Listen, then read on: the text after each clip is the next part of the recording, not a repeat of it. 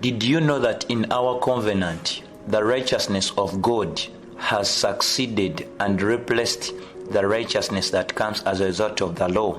Take an example. Romans chapter 3, verse 21 to 22. It says, "But now the righteousness of God without the law." Check on that. In our covenant, where you and I belong, the Bible says the righteousness of God without the law is manifested, being witnessed by the law and the prophets. Check on that. God's righteousness without the law has already manifested, being witnessed by the law and the prophets. And one thing that is actually very important for us to consider is Matthew 17 verses 1 to 6, where Jesus took Peter, John and James to the mountain of the transfiguration. There is something very unique that happened at the mountain of the transfiguration. The Bible says Elijah appeared unto Jesus, and then also Moses also appeared. Remember, Elijah represents the prophets, and then Moses represents the law. The Bible says now in Romans 3:21, "But now the righteousness of God, without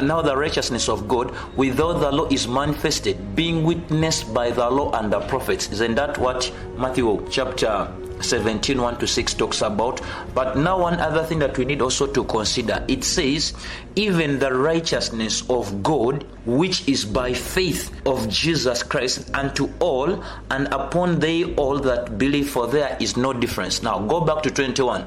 "But now the righteousness of God without the law." So this basically means where God's righteousness are manifested, one thing that cannot appear at the same time is the righteousness that is based on the works of the law. The Bible says without the law, without addition, without mixing of the law has manifested. So when you are living in this covenant, please, you need to consider some of these things very carefully.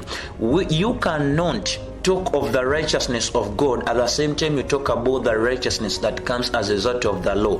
The Bible says the moment the righteousness of God comes in, the righteousness of the law does not actually have a place in this new covenant. Mark the tense. The tense says, "But now." So before the righteousness of God manifested, there was a kind of righteousness that was based on keeping of the law. But now that the righteousness of God has manifested, the righteousness of the law has to live, and it has to give space for the righteousness of God, which is based on faith, which is based on the faith of the person of Jesus Christ.